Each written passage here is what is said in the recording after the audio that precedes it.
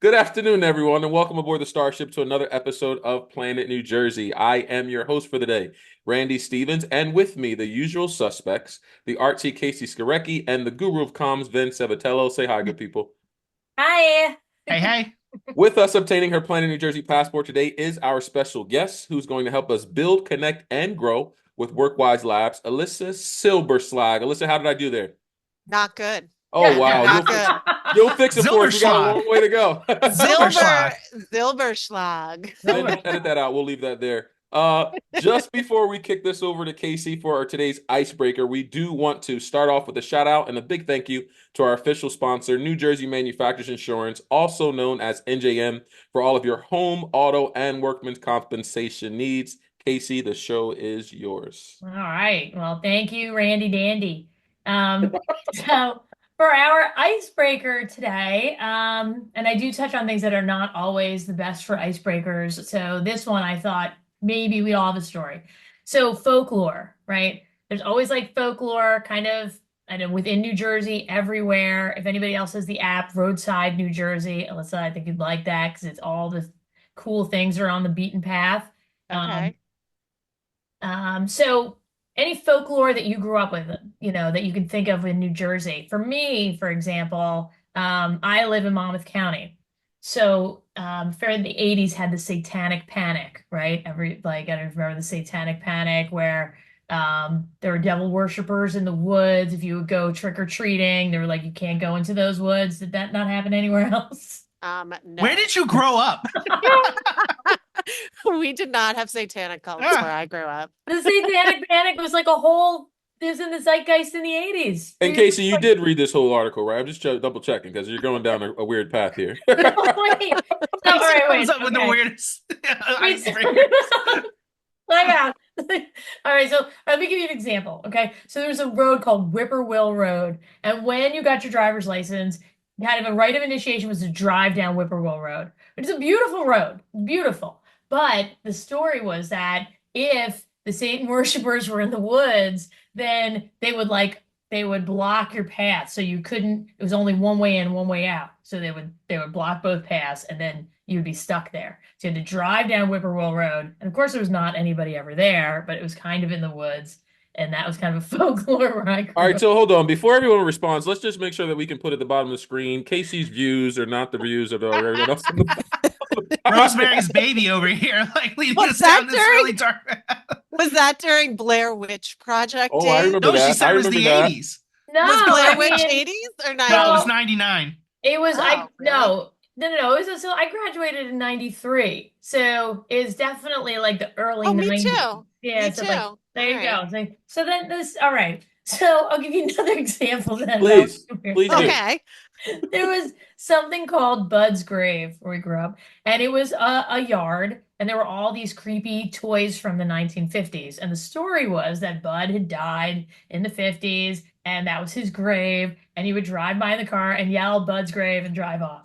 So we found out years later, and everybody knows about this in Monmouth County. Years later, they took it down, and everybody wondered what happened. And there was a local college that created a folklore that there was no Bud's Grave, but they got all these toys, they put it in the yard to see if they could create Oh, a wow. bit of lore. And so Wow. it Oh, was that's cool. that was, handcrafted. But I mean, there's folklore. There's got to be some folklore outside Monmouth County that you all have. Alyssa, anything like that where you grew up? Hopefully more of the living and not the No, there was not that where I grew up. I mean, like, I'm thinking I'm going to go a little bit more positive, but I don't know if this is like, we had like punch buggy. Oh, Like, yeah. that's what we had growing Yeah. up. I don't know if that's folklore that or like Jinx, buy me a Coke when you said the same thing Oh, as I somebody remember those. else. Yeah, like, I don't know where you grew. I didn't have that. Well, Yeah, the Jersey Devil. The Jersey Devil. Although Elm Street over here. I know. I'm gonna put out, first of all, there are links to the Satanic Panic was a thing in the 80s. There were PSAs about it. I was All too right. young. I don't know. I My was advice not. myself a is not to child look of the up the 90s. Satanic Panic on your work device. Continue. I know. I'm I know. gonna be fired Listen. from the icebreakers. I'm Jewish, and there's a ton of Jewish folklore. Like I what? mean, Give us an example. like, okay. So at the end of Shabbat, so every week there's Shabbat, Friday night sundown to Saturday night sundown. And at the end, there's a ceremony that you do, like where you drink wine and you light this candle and you sit and you smell these scents, and it's supposed to bring you and give you a good, sweet, like good new week. And so my mother-in-law believes that, and her, like that whole family believes that if you drink the wine from that ceremony and you're a woman, you will grow facial hair. Oh wow. Oh, no. Wow. I don't know where that came from. Like there's stuff like that, like Sure. that makes So we're getting into like superstitions, right? Yeah. Is that like Okay, what that's are we comfortable calling, I don't want to Great call any like segue you there. mentioned like the Jewish thing. I don't want to get canceled for calling it no, superstition. no, no. Yeah, It's like, there's a but lot of superstitions. yeah, it feels like that's would you say you're a Okay, superstitious more person? me? Yeah, sure. Oh my gosh, no. Yeah. No, not at all. Are any of you? I don't think I would be. I mean, Neither, yeah, me I neither. always consider myself open to anything, but like I wouldn't say that I am. I went on vacation once with my wife and we went to Gettysburg. Okay. And during the day, Gettysburg is a very serious place to go. It's like, you learn about the war and all of that and all these memorials. And then at night, it turns into like a ghost town, and not a ghost town in the sense that you would normally consider a ghost Casey, you town. like that. Yeah, I was Yeah, gonna say I mean, hits like, Casey. Everybody's Casey's obsessed with the paranormal, like come nighttime, because apparently, like during the war, like how many hundreds of people died there, so they like to think that it's haunted, and it's so funny. Like people get really into it, and I remember we were in this barn at like 2 o'clock in the morning, and like we're looking for ghosts because it was a ghost hunt or whatever, Uh-huh. and out of nowhere on my phone, just to be funny, I started playing some kind of like, like that kind of thing. And some guy in the corner goes, "I hear music." And I'm like, "No, shut up." That's awesome. That's So I mean, amazing. I was like the only person there that didn't really buy into it, but it was fun walking around at 2 a.m, I guess. I did a ghost tour once in Yeah? Savannah, Georgia, and they gave us these like ghost meters. Yeah. Oh yeah, like little electric meters. Oh I'm my like God. checking my wife. I'm I like, do not I do not believe in all of that. Yeah. I went on a cool ghost tour in Princeton, and it wasn't like, we are hoping to find ghosts. It was more telling us about like murders and things that had happened legitimately, like in the Princeton area.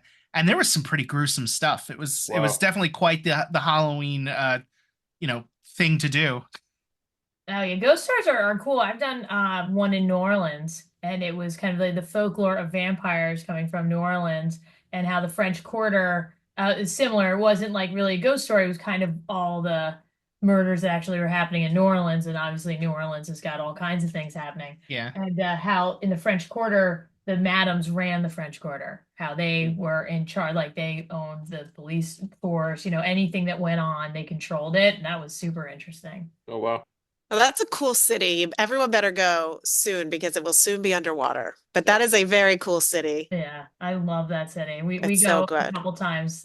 We go a couple times a year. But you guys aren't superstitious. Like I never keep shoes on the table, and you can't ever have. You a just hat shouldn't on the do bed. that That's like anyway. dirty. That's Yeah. just But, like dirty. your shoes, like if you go shopping and you have shoes in a box and you put them on the table, that's bad. That's What's Like the brand what's new, the never worn shoes. what's the yeah. superstition around that? I don't even never even heard of this. This may That's- be why I'm having trouble in my life. I'm just kidding. I'm just kidding. It's like All my walking under troubles. like ladders everywhere she goes. What's the repercussion of putting shoes on a table? It's the same as keeping a hat on the bed. Like you just don't want to invite any. I've never bad- even heard of putting the hat on the bed. Like, bad I've luck. heard of the hat on the bed. There was a movie where that was a thing. What Oh. movie was that? That's That's your category. yeah. I don't know. I Those can't are remember. old- I mean, I remember stuff like The Ring where they play the video and the girl comes out. I don't remember somebody putting a hat on a bed and suddenly all hell breaks loose. No, it's a superstition. Like no hats on the bed and no shoes on the table is a what. Don't invite bad luck. We have enough. I'm sure these things came from very practical places. Drugstore Like Cowboy. drugstore. I've never heard of that one. Yes, Drugstore But but it's an actual superstition, not just in the movie. Randy, how about you? I'm not really superstitious, but when Casey brought up the shoes on the table, I thought of I dated this girl once, I think in like high school or maybe early college, and her mom used to tell her like you don't buy men sneakers or something that gives them they walk out your life or something crazy like that. I mean, ironically, she's not the woman I married, so Uh, maybe there's some truth there, but she bought you not those really shoes. That was the end. not really superstitious, though, to be honest with you now. All right, well, let's talk about something Elissa is interested in. Before the show, we were talking about travel. Tell me somewhere really Yes. cool you've been. Oh, I've been to a lot of places. A couple years ago, my family and I we went to Norway. That was Ooh. very cool. Oh, that would be so cool. Norway's a very cool country. And we went to the West Coast. We didn't go to Oslo. We went to Bergen and all of the fjords. And all over there, because there's so much water and so many fjords, they have tunnels. They used Mm. to have bridges, but now everything's a tunnel. They used to have ferries, I'm sorry. And you would have to take ferries, but now there's tunnels. And I mean, we were in a 28-kilometer tunnel. There was a roundabout in the tunnel. I mean, the country is so beautiful. There's just like sheep everywhere, walking down the street, like out in these fields. And I fell in love with the sheep. And finally, I was like, I have to pull over and see the sheep. They're so beautiful. And we pull over and we walk up, and they're covered in and Oh they're my dirty God. Checks. and they're gross. But from afar, I've They're never seen a sheep beautiful. take a shower, so They're always getting So haircuts, Vin. yeah. all those wool sweaters that you wear, I'll wash them well. So Norway was amazing. We went to a few years before that, we went to Austria, to the Austrian Alps, and that was amazing. With my kids, I have two kids, and my husband, and we went and we did Munich, Germany, and Austria. It's the Salzburg area and the Alps. It was so beautiful. My husband and I are married 20 years Ah, in August. congratulations. Well, thank you very, very much. I will take that because everyone who's married knows marriage Work. is hard work. Uh, So yeah. we're going on a big trip in September. We're going to the Dolomites, which is the Italian Alps, Yeah. and we're doing a hiking and biking tour. And then we're ending in Venice. So I'm excited about that. Um, so those are some of the highlights of the places I've been. okay. That's Do really you cool. plan That's your for own your trips or do you 20th. travel through like an agency, Alyssa? I plan my own trips. One of the most fun, although the Dolomites trip, we are going through an agency. But all the other trips I plan because, and those are not all my trips. I just shared two with you. I love investing my time in the research of the Mhm. trip. And I have like a table. I'm a very organized person. I have like a table and I do all the research with the links. And then, I say to my family, let's do this. What do you think about this? Da, da, da. And then I set it all up and it's really fun for me. Yeah, Maybe the that's planning process is another just as career, fun. another life. Is everyone in your family like a big, I don't know how the word for this, but like when you're on vacation, you got to go and see everything? Because I'm more like the guy that would love to like lay out on the beach, and nobody in That's my my wife family too, is like Vin. that. She Yeah. likes to chill out. She doesn't like Yeah, to have just like a hidden relax, agenda. relax. My Yeah. wife's like, I need to see everything. I need to do everything. I need to go everywhere. I need to be everywhere. So we come home from our vacations needing a vacation. Yeah. Yeah. We're definitely adventurers. We like to see, and I don't like to see the things that everybody sees. I like the things off the beaten path that are a little bit more interesting. One time I was in Rome and we found this place. Oh my gosh, now it's popular, but this was back in the 90s.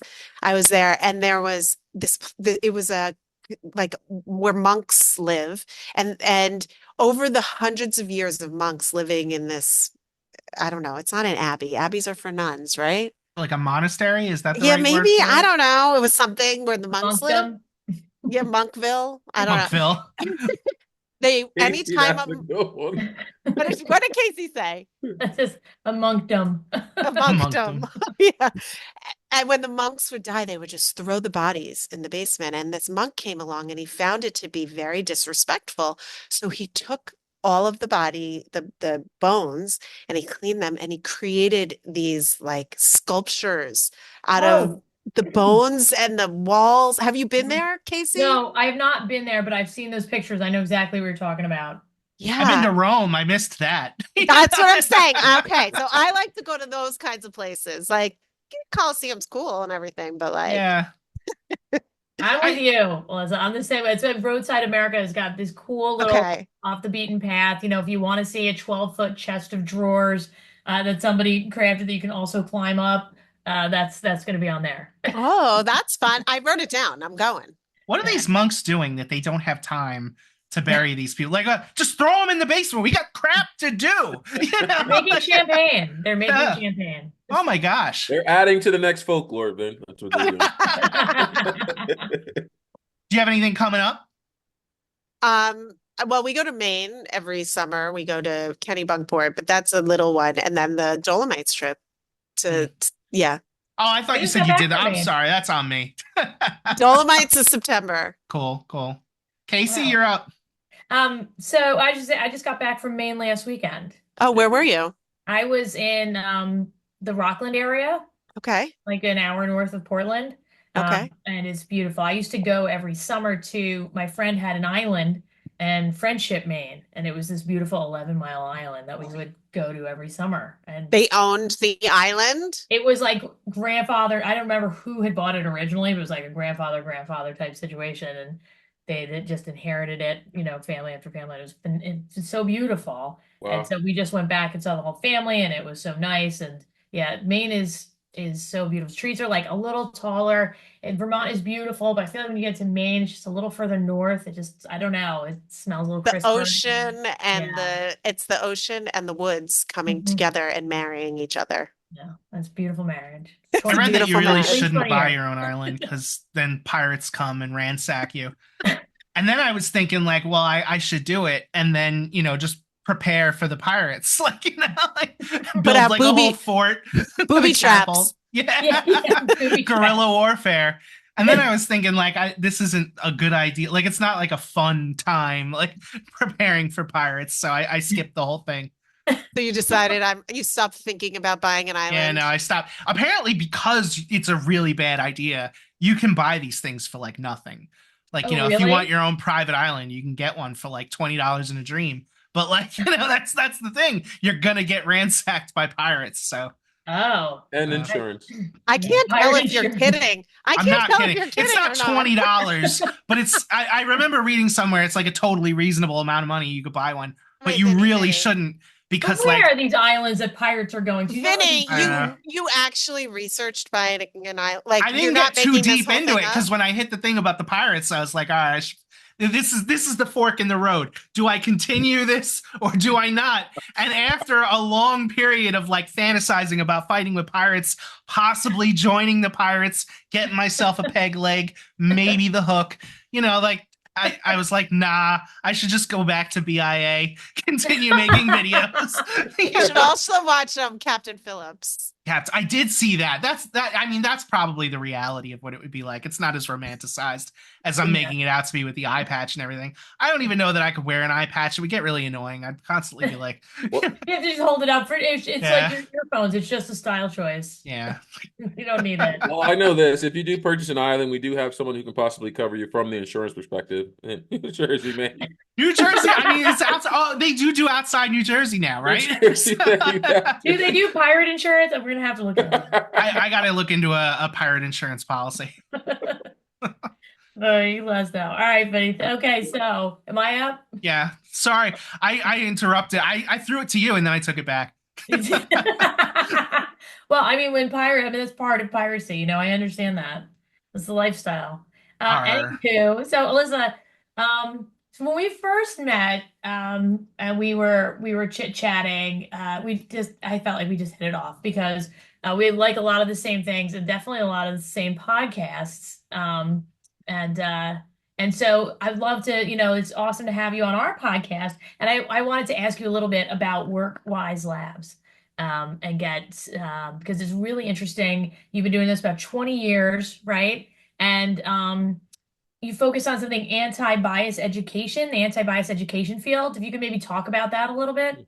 Sure. So Workwise Labs is a little bit of a different field than anti-bias education in general. So I've been in anti-bias education for 20-ish years or so, and I've worked for many different organizations, and I'm an educator, I'm a facilitator, I'm a talker, I'm a connector, I'm a relationship builder. Those are the kinds of things that I do, and I'm not scared of having hard conversations, so and I have a deep, deep sense of justice in my soul, even as a young child. So I kind of fell into that field. And as I started as I've been going through my career, one of the things that has come to be, and it's almost like I didn't even realize that I do this, is that I'm naturally a culture builder. Naturally bring people together. So people started asking me to come and work with their teams and hey, as a manager, how do you do that? What do you do? And I was like, at first I was like, I don't really even know how I do that. It's just kind of who I am. And so I started looking into that a little bit more. And, there's like names for the things that I do, like sometimes there are things that you just do naturally and you don't even realize that that's something. And then you start reading about it and then you're like, oh, I could actually do that a little bit better if I do this because there's research on it. And so that's kind of how Workwise Labs happened. People hired me to create teams and create departments and help when there were issues within teams. So I do a lot of team building and leadership development through Workwise Labs. And the DEI, the diversity, equity, and inclusion, anti-bias education piece is very informative to building teams. So it's not that it's not there anymore in Workwise Labs. My experience with Workwise Labs is rooted in that, but that's not the goal of Workwise Labs. So it's a little bit different. But Okay, but gotcha. the anti-bias education work informs what I do through Workwise. That is super interesting. So, I mean, it sounds like a superpower, right? Hard Ah. conversations are hard conversations. How do you get someone who has who their nature doesn't support, that is not in their nature to have these hard conversations? How do you encourage people when you're not there? Like when you're there and you can kind of guide them through it, how do you get people to the place where they can do it on their own? So that's a really, really great question. Working with teams, in my line of work, we call them one and done, where you just kind of go in once and then you're done. That's not ideal. I really do like to work with people multiple times and create like a course and a through line, something that we can follow through with to keep it going, because building a culture where there's psychological safety, I don't know if you've heard this term before, it is kind of getting more mainstream, but where people feel comfortable to make mistakes. They feel comfortable to be vulnerable, and not vulnerable in like, let me tell you my deepest, darkest secrets at work, but but vulnerable in a work sense, which is more like, oh, you gave me this project, but I'm not totally sure how to do this. Or, hey, I messed up. I made a mistake. And, creating an environment where there's that and there's also curiosity, like, well, why did you make this mistake and what happened? Right. So that's what psychological safety is about, like knowing you can fix things, being able to be free with your vulnerability and being curious about why things have happened and growth. So when that exists, people are much more likely to be open to having the harder conversations because there's that safety, that trust. But you don't have to be perfect. It's okay. Yes. Okay to make a mistake, which is a hard thing um to take into the workplace when you're so nervous about doing anything wrong. You're so nervous about messing up. You don't want it to be a punitive action. And I'm sure that is hard to overcome because you're kind of hardwired for that to be afraid to make a mistake. But it's all how we learn, which is interesting. Humans learn by making mistakes. So that's Right. And that's what I bring to WorkWise is all of my mistakes. All of the ways that I have screwed up and let you learn from that. I also feel like, you know, when you take the risk, I am naturally a risk taker. So for me, taking a risk is pretty easy, but for other people, it's really, really hard to Mhm. take a risk, to be vulnerable, to take a risk, to say you made a mistake. In my life and my experiences at work, when I've taken that risk, I have this boss that I had early in my career, one of my first anti-bias education jobs. This was about 20 years ago, and I made a mistake. I was there for like 3 weeks, 4 weeks. I made a mistake. I don't even remember what the mistake was. But we had an all staff meeting and I didn't know I made a mistake. But when I said what I had done in the staff meeting, my boss screamed at me Oh in yeah. front of everybody. Wow. And it was humiliating. And I went to his office afterwards and I said, I'm sorry that I made that mistake. And please don't ever do that to me again because that was embarrassing. He was humiliating and it was very upsetting to me. I will tell you, this man was notoriously a difficult boss in the organization I was at. He respected me for that.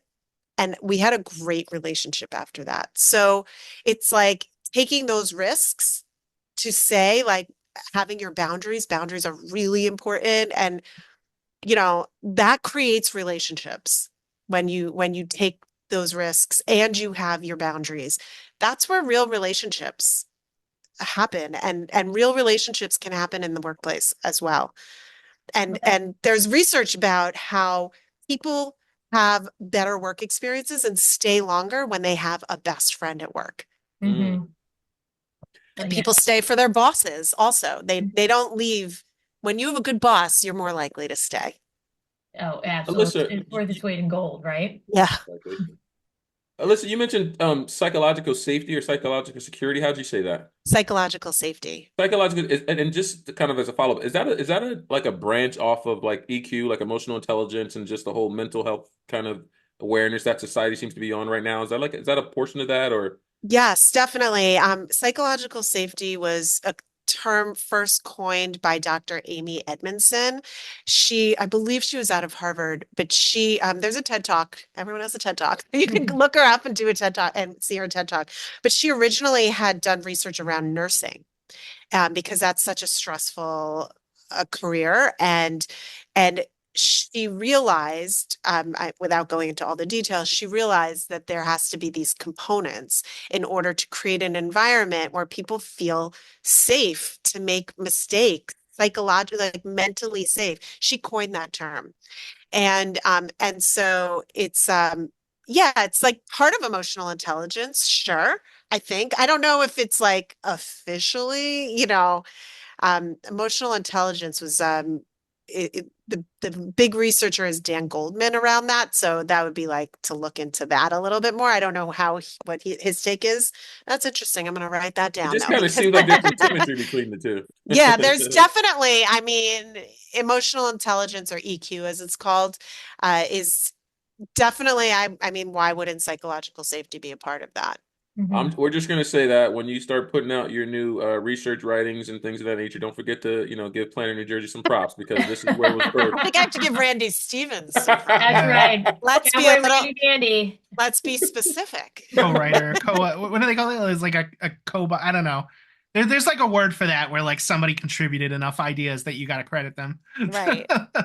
Yeah, it's contributing idealist. Mm. All right, so one more question before we move on. And just you touched on team building and Yes. leadership. Do you feel like I feel like sometimes that kind of gets pushed to the wayside as like an extra. If we have time for team building, we'll do something. How important do you think that is? Good question, kid. Yeah, I mean, I think it's probably one of the most important things because, there's this whole idea of like hard skills versus soft skills. Hmm. And soft skills are not soft. Like it's just mislabeled. Those soft skills, right? Empathy and vulnerability and creativity and things like that. Like those are very, very important in the workplace and team building and making sure that your team is cohesive and together and understands each other in order. I mean, there's research around productivity, and when teams are connected and there is that psychological safety within a team, that is more, you have more productive teams when that is occurring. So team building is almost number one. And if there's a productivity issue in your business, look at team building. How are people getting along? What's the vibe? What are the relationships that are going on? And so team building is extremely important. I put it back to all three of you. If think about a time where you were like waking up in the morning and thinking, "Oh, I don't want to go to work." Right? Hmm. Like, "Oh my gosh, do I have to do another day at that place?" Hmm. Did you have real relationships there? Mm. Right.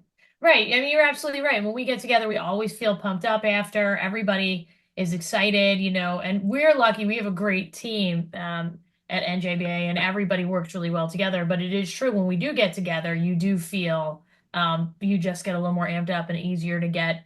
And things always are sparked too. Like maybe you weren't even going to talk to this other department about something, but they said something. It's like, oh, you know what? Maybe we can work together on this.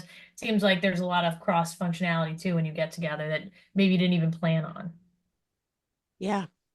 It's really important and it makes people want to go to work. The relationships when you have that, when you do take the time to do the team building, you have higher engagement, employee engagement, and people stay longer.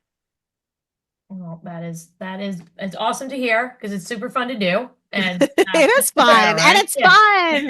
that is fun. Exactly right. So, all right. So, Alyssa, before we move to our game show, let everybody know where we can find WorkWise Labs. So we're at workwiselabs.com and excuse me, we are at workwiselabs.com. And there's a couple of programs on there. We have some that you can ask about. We have a knowing your strengths workshop, identifying personal values. One of my most popular workshops is giving and receiving feedback. People have a lot of trouble with that, both Uh, giving it and receiving it. You know about that, Vinny? it's just yeah. I'm not surprised. We've run It's into some issues, but actually we recently started one of those things where you can we rate each other, but Mhm. anonymously, I guess. yes, I Oh yeah, guess. yeah, yeah. Like, I don't three 360 Yeah, yeah, feedback. yeah. It's Yeah. like that. Yeah. So hopefully that's going well. They haven't really told us much about, the other side of it. We've just been throwing our feedback into the ether. Yeah.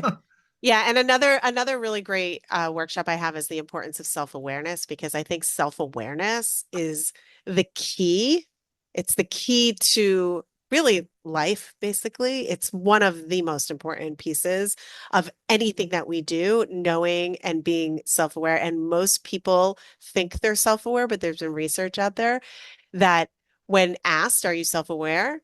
80% of people say, "Yes, I'm very or mostly self-aware," and the research says that actually only 15% of Wow. people are self-aware. So there's this huge discrepancy between what people think they are and what people actually are. And so I have a whole workshop on self-awareness as well. That's really interesting.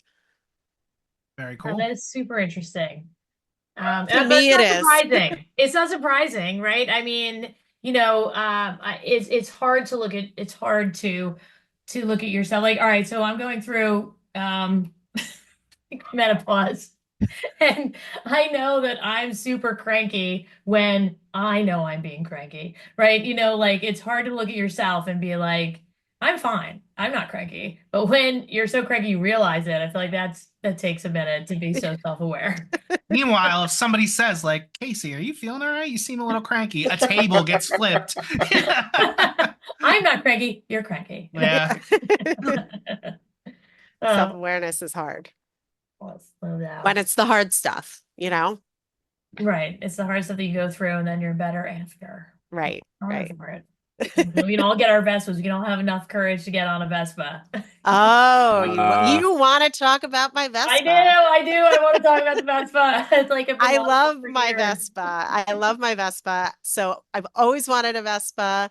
My husband, like I said, I'm a risk taker. My husband is much less of a risk taker, and he was always like, "You are not getting a Vespa." And so, actually, over the pandemic, I had cancer, I had cervical cancer, which I'm fine. I'm cancer free now, but it was, scary, and it was during the Yeah. pandemic, so it was like, it was a scary time, and I mean, my husband was totally there for me, but I was very alone because you couldn't go to the hospital with people, it was like very lonely and scary. But after that, he was like, you could get a Vespa. You could get a Vespa. And so then we call it my Vajespa. For those that That are is unaware, a fantastic. Vespa is what? Like it's like a little motorbike that has a sidecar on it? No, I don't have a sidecar, so no one can Ah, come with me. I'm all by myself, which I love. okay. It's an Italian motorbike. Yeah. Super Roman Holiday fashionable, really and it's fabulous. romanticized the idea of the Vespa. Audrey Hepburn.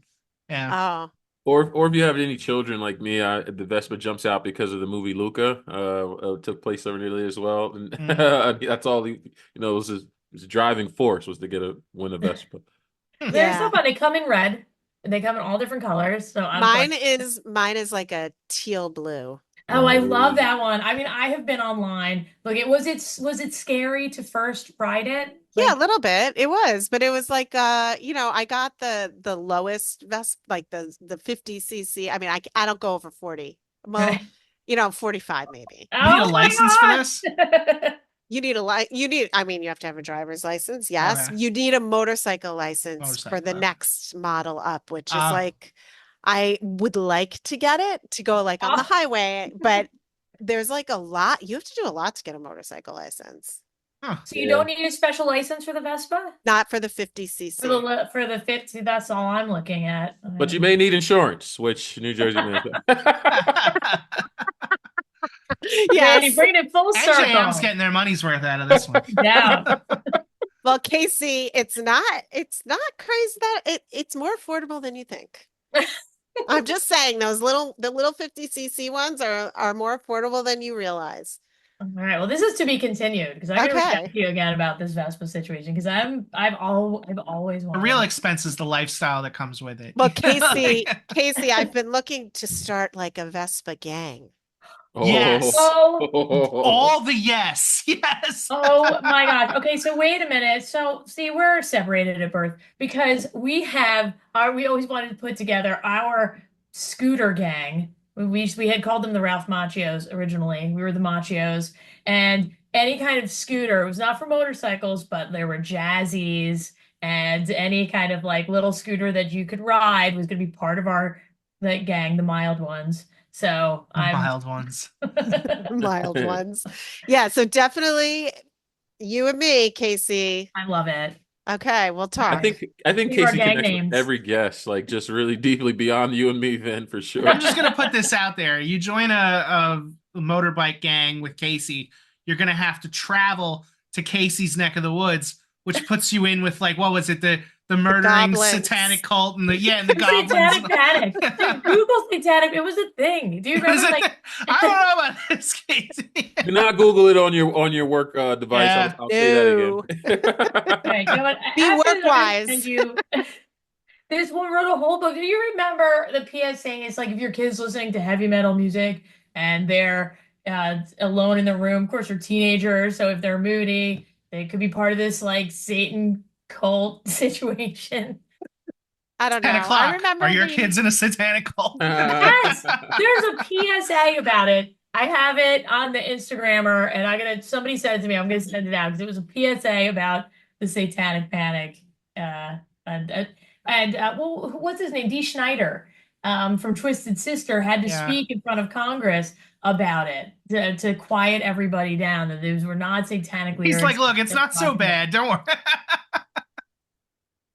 It was on a podcast called "You're Wrong About," and it was a great podcast. And they did a whole thing. Not as great as playing in New Jersey. Good luck continue. What is out there? All right, so which brings us to our game? I was wondering, I didn't want to like stop it. I wanted to see how far down the rabbit hole we were going to go before somebody was like, let's go to the next segment. Yeah, go ahead. I'm alone in this remembrance of the Satanic Panic. Apparently. I can't be. It has to be in the title somehow. Then you got to clean that one up. I'll figure it out. No, we keep it They in put there. like the little stars under some of the letters, just to like knock it out. The game. Let's do the game. All right, let's go. So, All right, let's go. listen, if I don't know if we went over this in pre-production, but you're gonna need a Sharpie or just something legible that you can hold up. We're gonna ask 3 questions. We do have a bonus questions if necessary. And you'll write your answer down. You'll hold them up, so just something legible that we can see.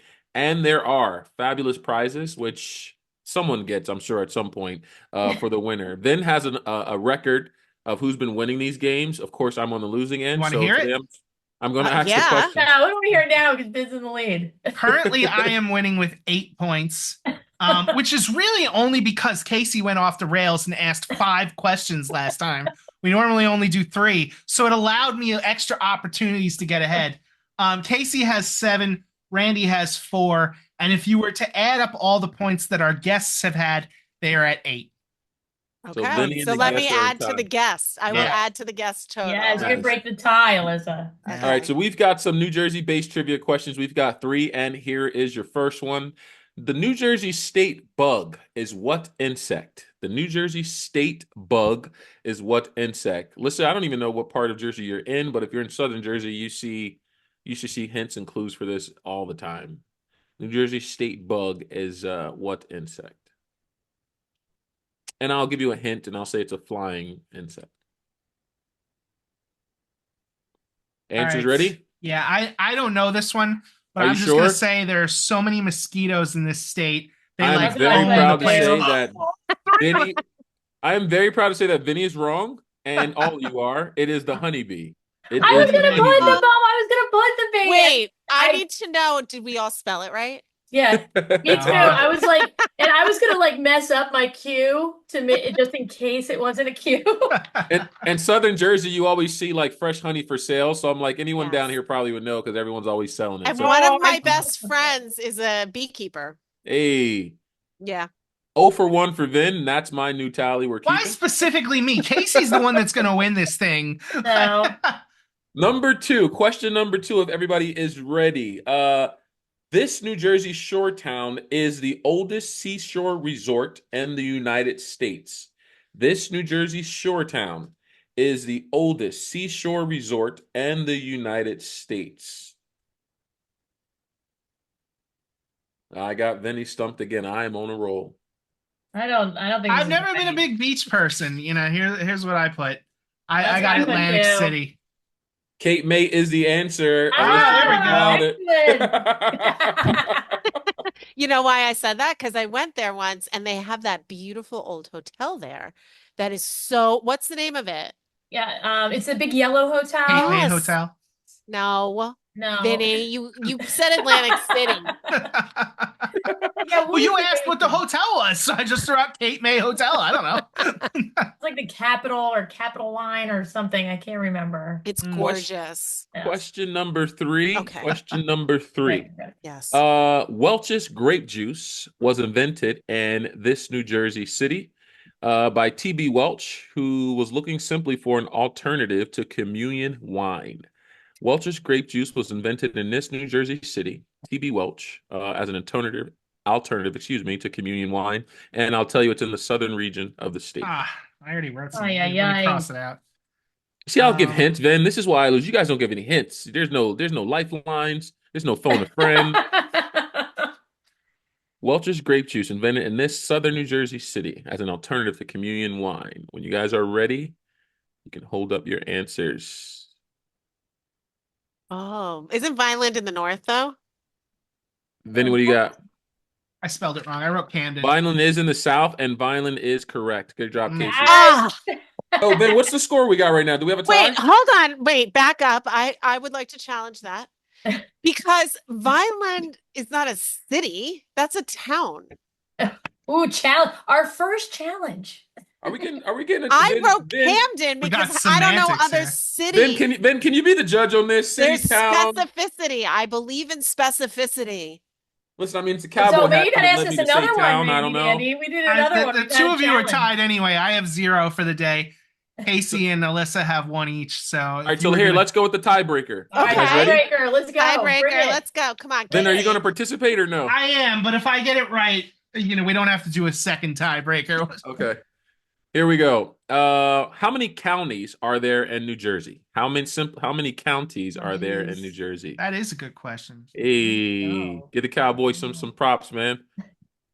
I think I know this one. Yeah, I don't know. Ooh. All right, I'm putting lucky 13. Oh yeah, that sounds more right. I went 20. Elissa, congratulations. You are the Yeah. winner for the Oh! day. I knew it. Well I knew done. it. You are the winner for the day. And just before we wrap up, I mean, this has been a fantastic show. We had enough talk in pre-production that we could have been hit record. So she's been a Yeah. great guest. Is there any last words or anything you want to, say before we sign off here? Tell us about WorkWise Labs or anything. The show is yours. Sure. Just give me a call. I love working with people. I am a true relationship builder, and I love working with New Jersey businesses. I'll work outside New Jersey too, but I live in New Jersey and I love New Jersey. So so definitely reach out, workwiselabs.com. Awesome. I mean, and as if we did not do it enough, we do want to thank our sponsor one more time, New Jersey Manufacturers Insurance. They will insure your Vespa when you buy it. I don't know if they do travelers, since we have some travelers here as well. But we thank everybody who's been with us today watching it. As for Vince, Casey, and myself, and Elissa, thank you again for being here. We're signing off, and we'll see you the next time. Thank See you you for next having time. me.